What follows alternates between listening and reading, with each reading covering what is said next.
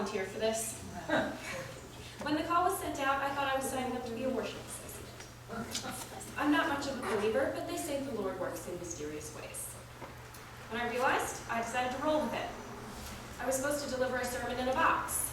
I got about 2 pages into reading through that when I realized that wasn't really going to go as planned either. It wasn't really speaking to me. And there's a lot to be said for moving in the direction that you're called. I felt called to apply to grad school in the same way I imagine some people are called to the ministry. I'm moving to Michigan to go to grad school in less than a month. So far, when the Spirit moves me, it's steered me right. So I decided to go along with it again. The place it was moving me today wasn't somewhere especially nice or pleasant. There was one strong pull, and it felt important. I was angry. And a lot of people around me were angry. Many of the things I'm angry about are much bigger than me. And my anger feels righteous and warranted. But I was tired, too. And I'm pretty sure the other people around me were also tired. In the process of writing this sermon, I found that though I was angry and tired of being angry, the people around me offered encouragement, direction, and wisdom. It turns out that people are pretty willing to help you if you just ask for it. And by the time I was finished, I'm still tired, and I'm still angry, but I'm energized again to take action in pursuit of justice instead of just being angry. Still, in order to get to my sermon, I have to set the mood for being angry. So, I'd like to read this excerpt from an article published in the Huffington Post in 2017, titled, "I don't know how to explain to you that you should care about other people." Like many Americans, I'm having politics fatigue. Or to be more specific, arguing about politics fatigue. I haven't run out of salient points or evidence for my political perspective, but there's a particular stumbling block I keep running into when trying to reach across the proverbial aisle and have those difficult conversations so smugly suggested by think piece after think piece. I don't know how to explain to someone why they should care about other people. Perhaps it was always like this. I'm relatively young, so maybe I'm just waking up to this unimaginable callousness. Maybe the emergence of social media has just made this heinous tendency more visible. Seeing hundreds of accounts spring to the defense of policies that will almost certainly make their lives more difficult is incredible to behold.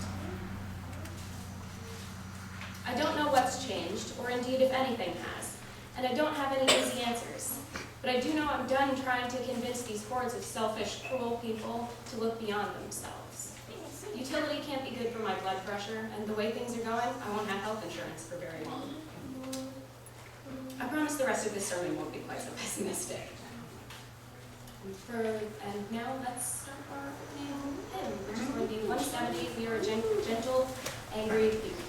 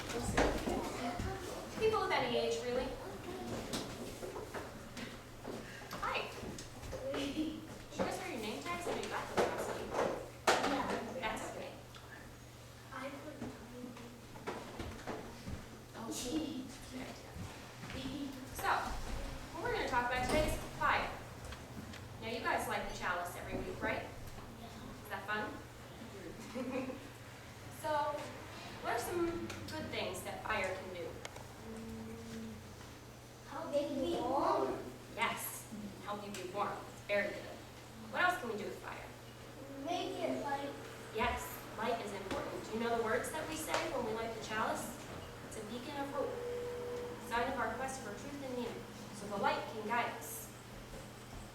What else can we do with fire?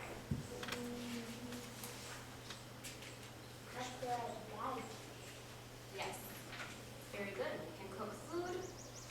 That's also important, right? So, do you guys know what a metaphor is? So a metaphor is when you compare two things by saying that something is something else.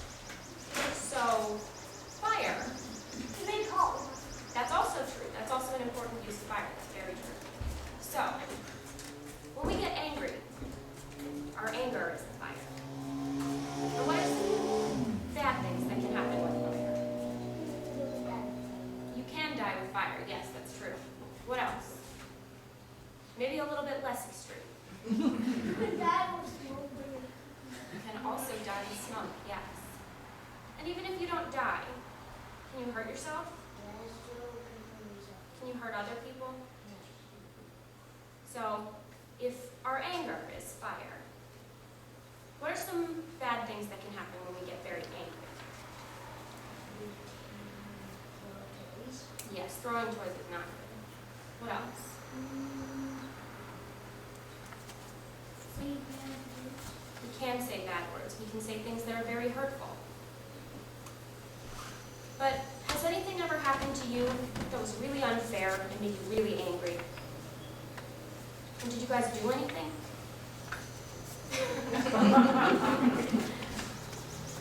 You did something? What did you do? I didn't do anything. No? That's okay. Sometimes when we get angry, though, we can be moved to go say, hey, this isn't fair. I'm going to do something about it. If someone's being bad to you, you should just walk away.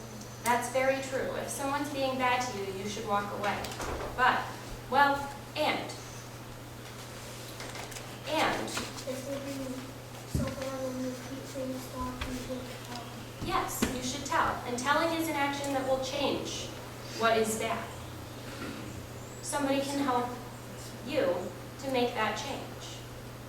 And that's important. So we need to be very careful with our anger because it can hurt. So can fire. But sometimes it can push us towards doing the right thing. Right? Okay. And now I think it's time for you guys to go downstairs if you want to do that. Okay?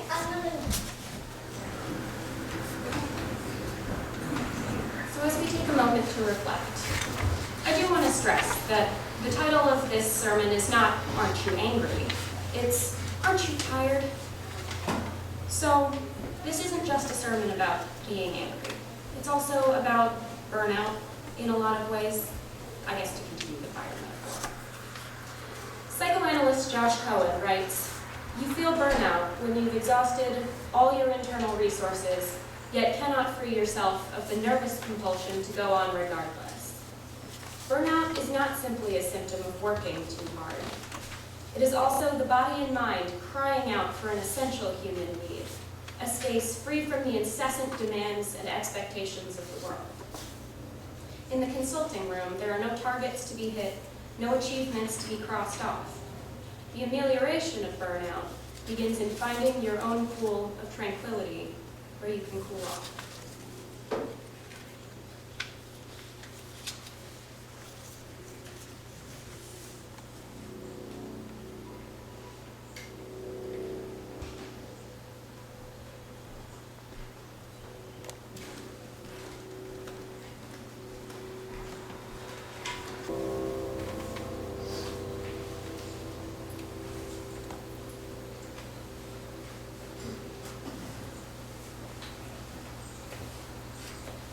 Every week on my way here, my family drives past a sign displayed above a barn.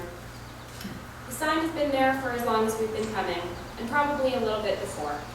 Ask me how I know. The sign on the text on the sign reads, Hillary for prison. I've never met the person who owns the sign, but I've made some assumptions about them. I assume that they're white and conservative, but mostly I assume that they are angry. I assume that they believed Hillary Clinton had committed a crime in the course of her presidential campaign, and the email scandal that accompanied it and that it made them angry, and that they hung that sign to demonstrate that anger. The colors have faded in the sun over the last 3 years, but I suspect that the sentiment hasn't. Also on the barn are 2 other signs, one which reads Trump Pence, and the other which reads Drain the Swamp. Those 2 are color fast. From those signs, I assume, although I don't know for sure, that the person who owns the barn is still angry now. Sometimes I think I might like to ask this person, aren't you tired? I imagine if I were ever to meet the person who owns the signs on this barn, we might not get along too well.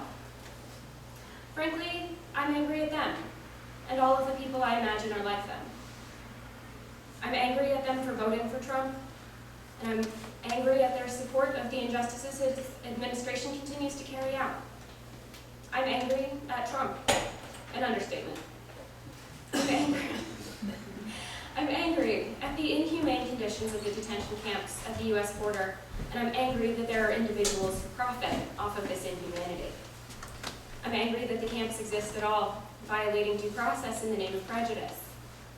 I'm angry at the administration's inaction on climate change, and I am angry for all the young people who will bear this burden.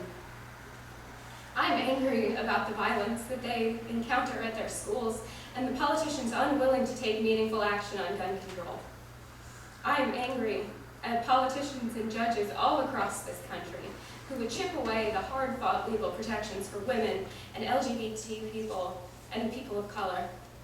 And I'm angry that many of them seem to revel in their cruelty. I'm angry, and I have been angry for the last 3 years, and for much longer than that before. I don't revel in this anger. It's a burden. My friends, for better or worse, understand that I'm deeply politically, personally, and emotionally invested in reproductive rights. It's a pet cause of mine, I suppose. And that I'm a good person to share outrage with, as those rights seem to deteriorate in parts of this country. I get political anger. Politics are personal, and personal is political. Anger is an understandable response, both when we feel that we're being attacked for our politics and when politics are attacking our person. But recently I've had to ask him to send me fewer news stories about politicians in this country sharing uninformed opinions about rape or abortion or basic human anatomy. I can't sustain my anger for every single gaffe. There are too many, and I am too tired. I'm going to have to ask you to send me fewer of these, I told my friend in a series of messages in March. If only because I don't feel like I really need the constant reminder that humanity isn't a prerequisite for holding office. Like, I need it, but maybe not every single one. The biggest problem with it, honestly, is that it makes each one have less and less impact. I can't summon outrage anymore about anything, and I'll need it for big things. In an excellent essay, full of language definitely not appropriate for a family-friendly sermon, and heavily censored here, Mark Manson writes the following. The point is, most of us struggle throughout our lives by giving too many Fs in situations where Fs do not deserve to be given. Because when we give too many Fs, when we choose to give an F about everything, then when we feel as though we are perpetually entitled to feel comfortable and happy at all times, that's when life Fs us. Developing the ability to control and manage the Fs you give is the essence of strength and integrity. This may sound easy, but it is not. Most of us, most of the time, get sucked in by life's mean trivialities, steamrolled by its unimportant dramas. We live and die by the side notes and distractions and vicissitudes that suck the Fs out of us. I know I'm hardly alone in this. Burnout is prevalent and well documented in care workers and activists. It's a side effect of empathy. And in this congregation, I found a home among many, many empathetic friends. Aren't we tired? For a while, I felt like the sustained anger was taking me over. I felt primed before anything else to be angry, almost like a default state. Large-scale injustices are one thing, but the war is waged on many fronts. I had less patience for roadblocks at work. I was more reactive than responsive in my interpersonal relationships. In turn, I was frustrated with myself for not being able to just let things go like I usually can. My anger was burning me out. Sometimes it still is, and I'm tired. But even though at times it's heavy and poisonous, I can't shrug it away. I don't really want to. As much as my anger can and has hurt me and those around me, there have been other times where it's been a nourishing force, motivating me to advocate for myself and others, to change things that desperately need to be changed. Last summer, my depression went on a fantastic upswing. I was diagnosed with depression in 2016, and it was managed for quite some time, but it's an imperfect science. And in May and June, I found myself really on a downward slope. I was miserable at work, trapped in a dead-end job that didn't challenge me. I gave in to the paralyzing numbness for a while, spent hours lying on my bed staring at the ceiling, unable to summon the motivation to do anything else. What eventually reached me through the apathy was the all-out fury I felt in response to the wave of media stories about the Trump administration's family separation policy at the southern border. Anger, despite burning me out, also burned me back to life. I was ready to do something, to do anything, to disrupt that evil. The same anger reminded me that I had the power to change my work situation as well. It wasn't too long after that that I took the first steps towards applying to graduate school. When I was in middle school, I played the flute in my school's concert band. One of the pieces we were given one year had a stretch of 16 measures of whole notes. We were all a little apprehensive. The flute section. Our music teacher told us that to play through the section, we would have to use stagger breathing. In order to keep everyone from gasping for breath at the same time and interrupting the sound, we would have to work together and coordinate, with all of us taking our breath at separate times while the others carried on. I have been very tired. For a while, I needed to step back, retreat and say to myself, stop being angry. Having caught my breath, my anger can carry me forward again without burning out of control. Now, rather than fearing or resenting it, I understand my anger as a tool, among many others, that can guide my actions toward justice. I choose to stay angry, even though I am so tired. Others around me will carry on when I need to rest, and I'll do so for them. Now that it's July, I've seen many of my friends joke on social media that now that LGBT Pride Month has ended, it's time for Wrath Month to begin. The joke contains an important kernel of an uncomfortable truth. Knowledge on its own is not enough. Awareness and publicity are just a piece of the much broader landscape of advocacy work. Now that we have done our part and been proud, asserted our presence through our month of revelry, you might want to consider getting angry. Although I am so very tired, I don't have to carry Wrath Month alone. The Flashpoint riot we commemorate with Pride Month now kicked off half a century of hard-fought progress. Anger began the journey, but it's not yet time to rest. Once we are angry, we must speak and act against the injustice we face again and again, although we are tired. May it be so.